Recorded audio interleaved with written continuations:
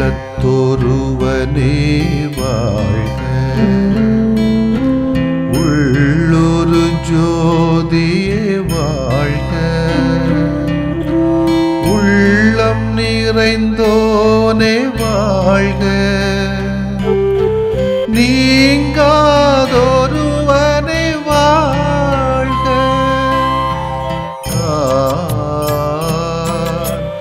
ஒளி பொருந்திய அழியாத ஆன்மா,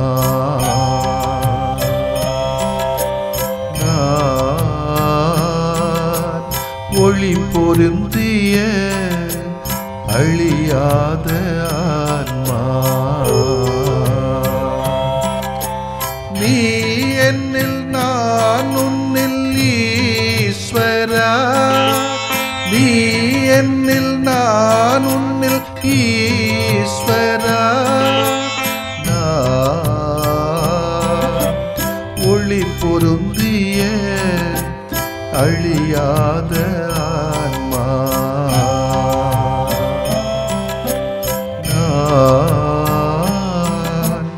ஒளி பொருந்திய அழியாத ஆன்மா. நம் மௌனத்தில் எல்லாரின் குரலும் உரக்க கேட்கும், கடவுளின் குரல் மட்டும் மெலிதாய்.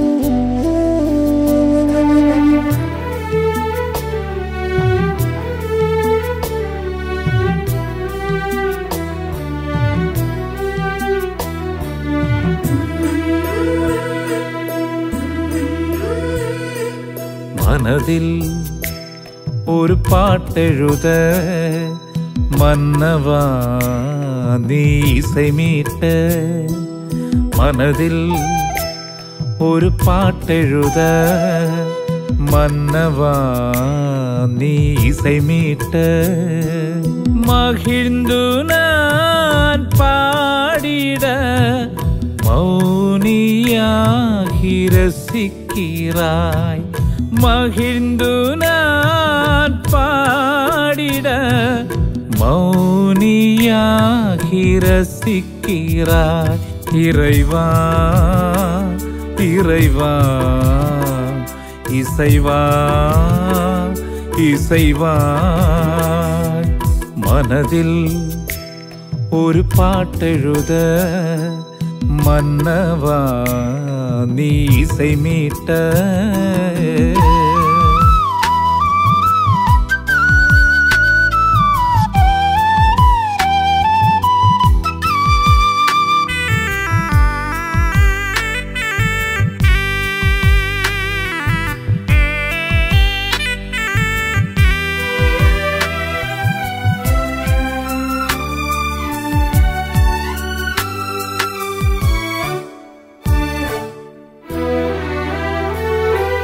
நான் பாடும் பாடல் நாள் வாழும் வாழ்வே, நாதா நீ தான் பாப்புனைந்த கவிஞன்.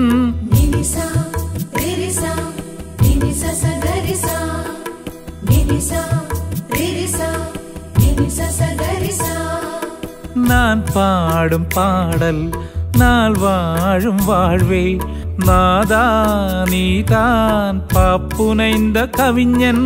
நல்லெண்ணமும் நன்மனமொழியும் நம்பிக்கையும் நல்லற செயலும் நின் பாடல் பொருளாய் நீ தந்த அருளை, நின் பாடல் பொருளாய் நீ தந்த அருளை.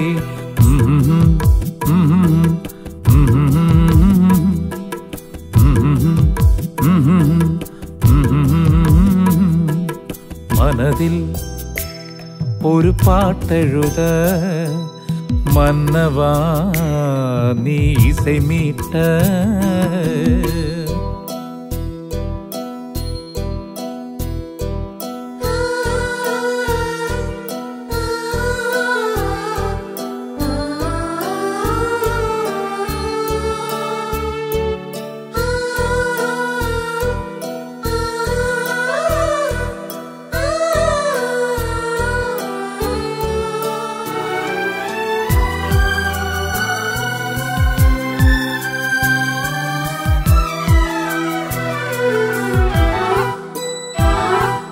நீ மீட்டும் நாதம் நிம்மதி தரும் வேதம் நீங்கா நினைவாய் இதயத்தின் இசைஞன் நினிசா ரிரிசா நினிசா சகரிசா நினிசா ரிரிசா நினிசா சகரிசா நீ மீட்டும் நாதம் நிம்மதி தரும் வேதம் நீங்கா நினைவாய் இதயத்தின் இசைஞன் நற்பண்பு குணமும் நலம் சிந்தும் திறனும் நற்பழக்கமும் நல நிறைவாழ்வும் நல்வாழ்வின் ஸ்வரமாய் நீ தந்த வரமே நல்வாழ்வின் ஸ்வரமாய் நீ தந்த வரமே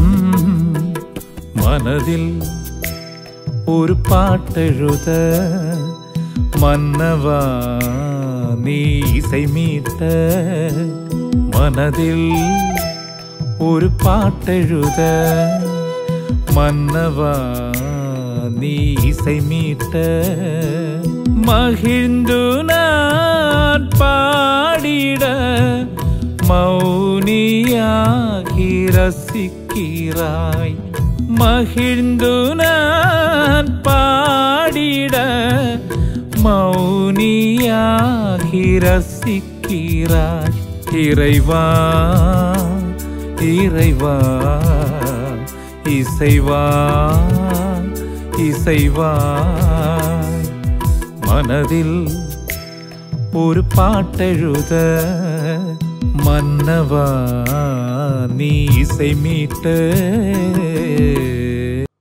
லூக்கா நற்செய்தி அலகு 19 இறை சொற்றொடர்கள் 45 முதல் 48 முடிய. அக்காலத்தில் இயேசு கோவிலுக்குள் சென்று அங்கு விற்பனை செய்து கொண்டிருந்தோரை வெளியே துரத்த தொடங்கினார். அவர்களிடம், என் இல்லம் இறை வேண்டலின் வீடு என்று மறைநூலில் எழுதியுள்ளதே, ஆனால் நீங்கள் இதை கள்வர் குகையாக்கினீர்கள் என்று கூறினார். இயேசு ஒவ்வொரு நாளும் கோவிலில் கற்பித்து வந்தார்.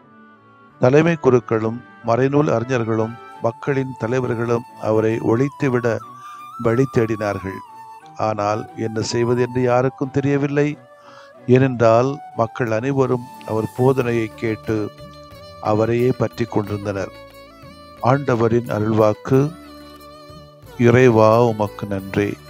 கிறிஸ்து இயேசுவில் பிரியமுள்ள சகோதர சகோதரிகளே, அகில உலக திருஅவை என்று புனித செசிலி அம்மாவின் திருவிழாவை கொண்டாடுகிறது. ஆலய பாடகர்கள், இசைஞர்கள், இசைக்கலைஞர்கள், ஆண்டவனை பாடலால் ஆராதிக்கின்றவர்கள், ரசிக்கின்றவர்கள் யாவருக்கும் இந்த நாளிலே என்னுடைய வாழ்த்துக்களையும், இன்னும் அதிகமாக இறைவனை இசையாலே புகழ ஆண்டவர் எல்லா வரங்களையும் சக்திகளையும் தர வேண்டும் என்று இவர்கள் யாவருக்காகவும் என்னுடைய ஜெபத்தை நினைத்துக் கொள்கிறேன். சில சமயங்களில் இந்த ஆலய பாடல்களை நினைக்கும் போது எவ்வளவு அர்ப்பணங்கள், தியாகங்கள் செய்கிறார்கள் என்று நினைக்கிற பொழுது மிகவும் சந்தோஷமாக இருக்கிறது.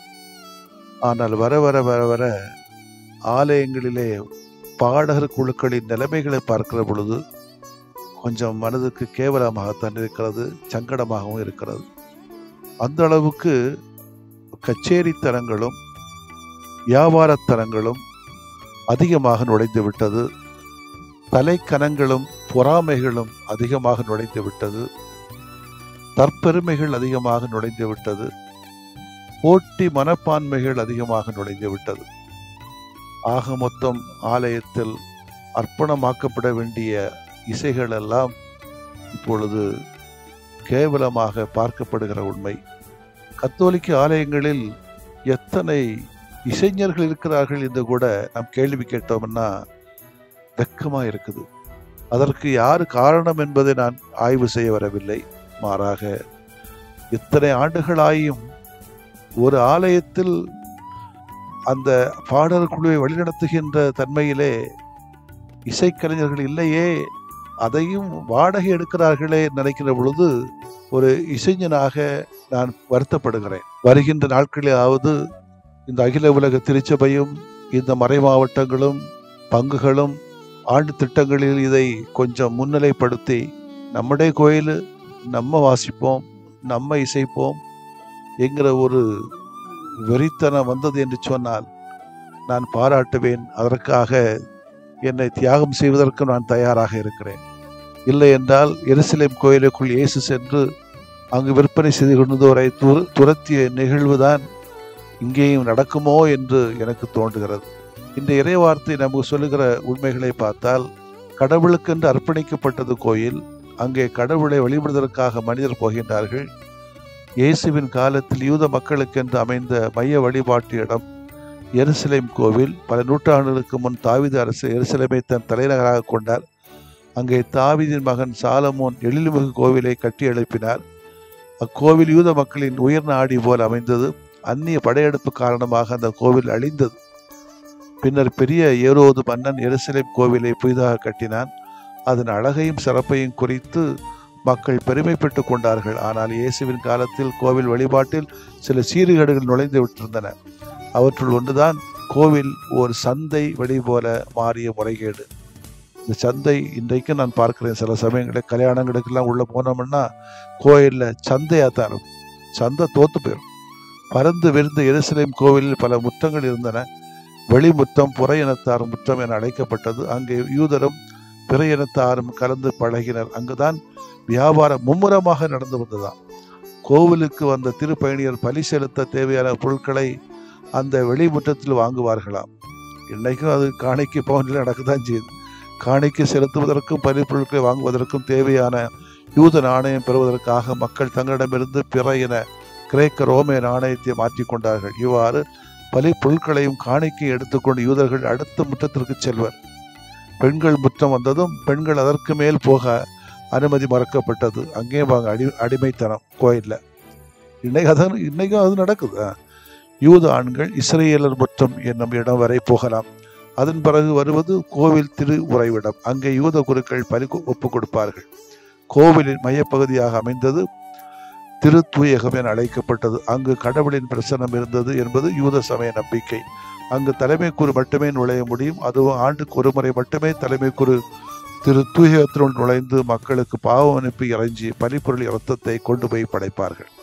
இவ்வாறாக திருத்தலங்கள் வியாபார கூடங்களாக மாற்றப்படுவது நேற்று மட்டுமில்லை, இன்று நடக்கிறது. இன்னும் மட்டுமல்ல, இயேசுவின் காலத்தில் நடந்தது என நாம் அறிகிறோம். ஆனால் இயேசு கடவுளின் இல்லத்தில் வியாபார நோக்கு நுழைவது சரியல்ல என காட்டினார். பலி ஒப்பு கொடுப்பதற்கு தேவையான சாம்பிராணி, எண்ணெய், தானியம், விலங்குகள், புறாக்கள் போன்றவற்றை விற்று கொண்டிருந்தவர்களும் நாணய மாற்றம் நிகழ்த்தியவர்களும் கோவிலுக்கும் கோவில் குருக்களுக்கும் பெரிய தொகை கொடுத்திருப்பார்கள். ஆக கோவிலை மையமாக வைத்து ஏழைகள் சுரண்டப்பட்டார்கள். எனவே இயேசு கோவிலை தூய்மையாக்கிய நிகழ்ச்சி சமூக அநீதியை இயேசு கடிந்து கொண்டதன் அடையாளமாகவும் புரிந்து கொள்ளப்படலாம். இங்கே இயேசு நமக்கு ஒரு பாடமாக இருக்கட்டுமே. ஆமேன். மன்றாடுவோமாக. இறைவா, தூய்மையான உள்ளத்தோடு உம்மை அணுகி வர எங்களுக்கு அருள் தாரும். ஆமேன். விரும்புகிறேன் நீயும் குணமாகு, அஞ்சாதே நான் என்றும் உன்னோடு. விரும்புகிறேன் நீயும் குணமாகு, அஞ்சாதே நான் என்றும் உன்னோடு.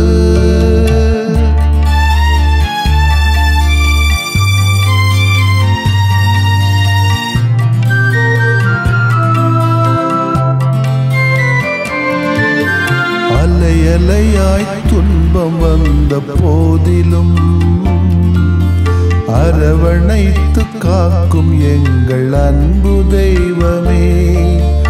அலையலையாய் துன்பம் வந்த போதிலும்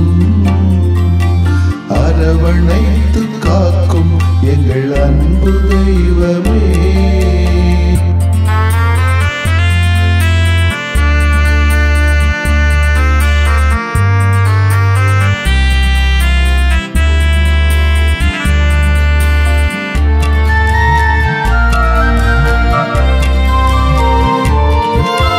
கடும் காய்ச்சல் அவதியுற்றோம் தெய்வமே.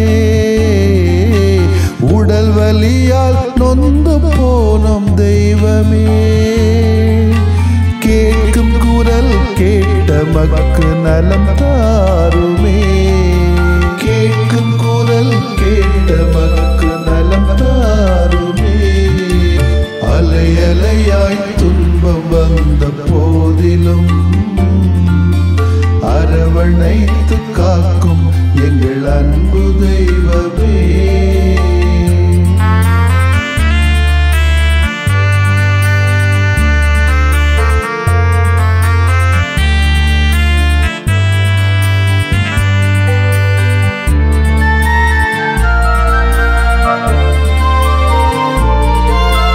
உள்ளம் நிறைவை இழந்து நின்றோம் தெய்வமே. குழந்தையின்றி நிலை குலைந்தோம் தெய்வமே. கேட்கும் குரல் கேட்ட மக்கு நலம் தாருமே. கேட்கும் குரல் கேட்ட மக்கு நலம் தாருமே. அலை அலையாய் துன்பம் வந்த போதிலும் அரவணைத்து காக்கும் எங்கள் அன்பு தெய்வமே.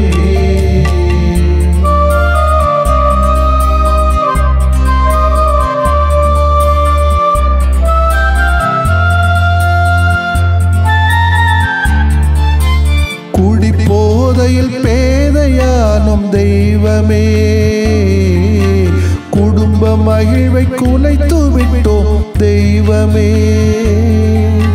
கேட்கும் குரல் கேட்ட மக்கு நலம் தாருமே. கேட்கும் குரல் கேட்ட மக்கு நலம் தாருமே. அலை அலையாய் துன்பம் வந்த போதிலும் அரவணைத்து காக்கும் எங்கள் அன்பு தெய்வமே.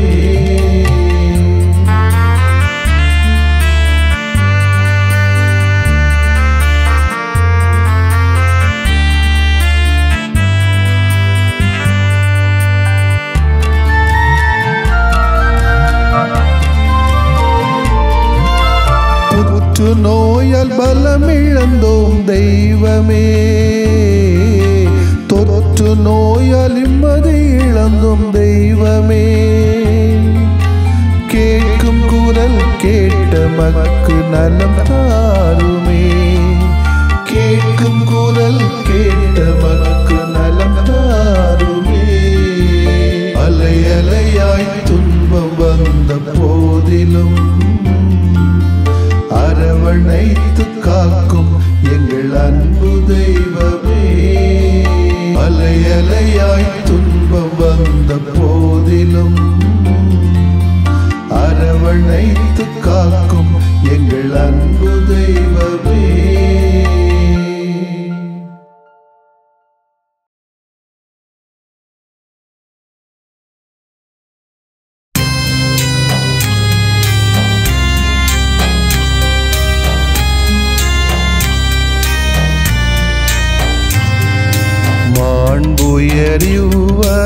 மாண்புயரிவருள்ளடையாளத்தை தாழ்ந்து பணிந்து ஆராதிப்போம். பழைய நியம முறைகள் அனைத்தும் இனி மறைந்து முடிவு பெறுக. புதிய நியம முறைகள் வருக.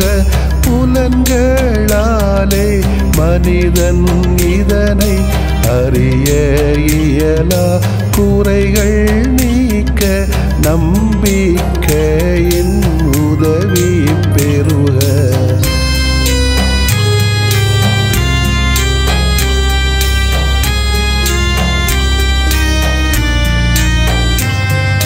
தந்தை அவர்க்கும் மகன் அவர்க்கும் புகழ்ச்சியோடு வெற்றியாக்கும்.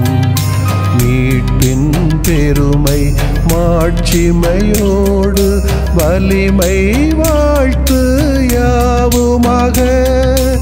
இருவரிடமாய் வருகின்றவராம் தூய ஆவியானவர்க்கும் அளவில்லாத சமப்புகழ்ச்சி என்றுமே உண்டாகுக. ஆமென்.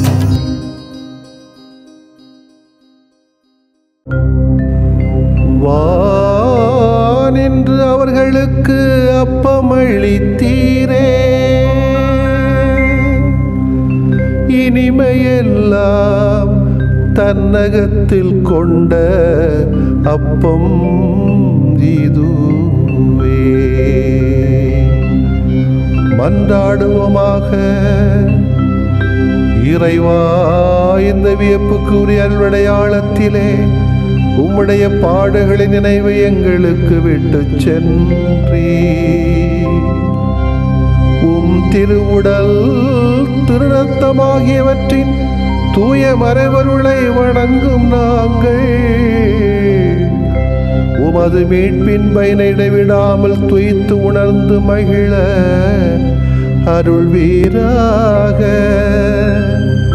தந்தையாகி இறைவனோடும் தூய ஆவியாரின் ஒன்றிப்பில் இறைவனா என்றென்றும் வாழ்ந்து ஆட்சி செய்கின்ற உம்மை மன்றாடுகிறோ.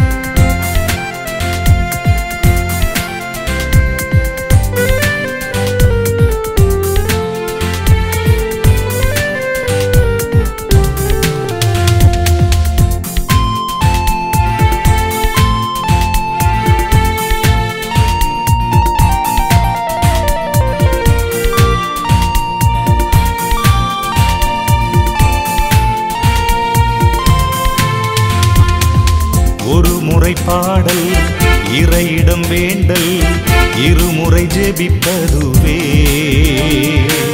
வாழ்வினால் புகழ்தல் வானிறை போற்றல் என்றும் அவர் புகழ் சாற்றிடுமே. ஒரு முறை பாடல் இறையிடம் வேண்டல் இருமுறை ஜெபிப்பதுவே வாழ்வினால் புகழ்தல் வானிறை போற்றல் என்றும் அவர் புகழ் சாற்றிடுமே. இறையை இசை வழி புகழச் சொன்ன சிசிலியே எங்கள் இதயம் நிறைந்த இசையை தந்தோம் புனிதையே. இறையை இசை வழி புகழச் சொன்ன சிசிலியே எங்கள் இதயம் நிறைந்த இசையை தந்தோம் புனிதையே. ஒரு முறை பாடல் இறையிடம் வேண்டல் இருமுறை ஜெபிப்பதுவே வாழ்வினால் புகழ்தல் வானிறை போற்றல் என்றும் அவர் புகழ் சாற்றிடுமே.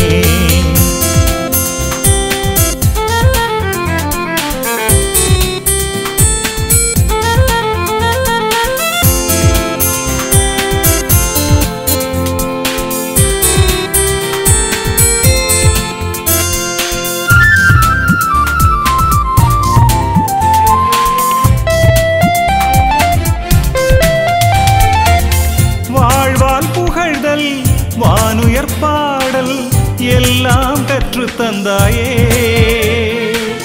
வாழ்வால் புகழ்தல் வானுயர் பாடல் எல்லாம் கற்று தந்தாயே. பாடும் குயிலாக பரமனின் குரலாக பார்தனில் நிலைத்தாயே. பாடும் குயிலாக பரமனின் குரலாக பார்தனில் நிலைத்தாயே. இறையை இசை வழி புகழச் சொன்ன சிசிலியே எங்கள் இதயம் நிறைந்த இசையை தந்தோம் புனிதையே. இறையை இசை வழி புகழச் சொன்ன சிசிலியே, எங்கள் இதயம் நிறைந்த இசையை தந்தோம் புனிதையே. ஒரு முறை பாடல் இறையிடம் வேண்டல், இருமுறை ஜெபிப்பதுவே. வாழ்வினால் புகழ்தல் வானிறை போற்றல், என்றும் அவர் புகழ் சாற்றிடுமே.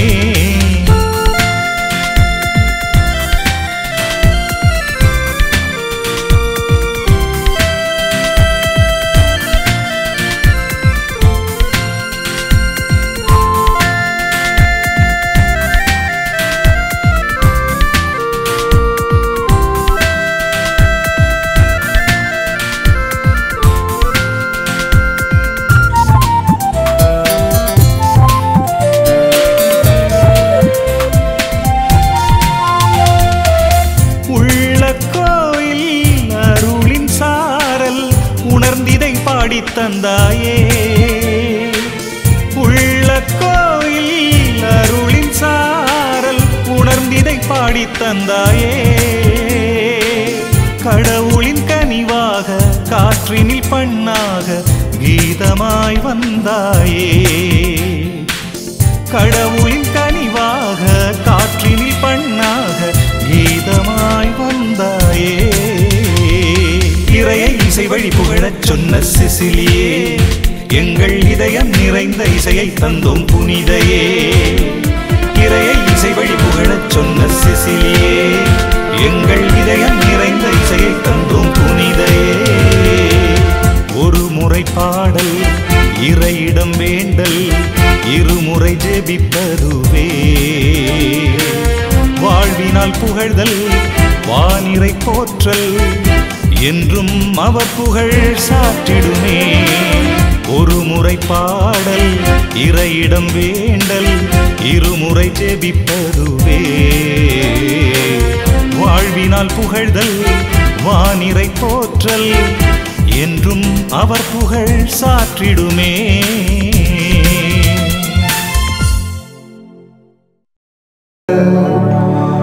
தூய இறை நன்மைக்கு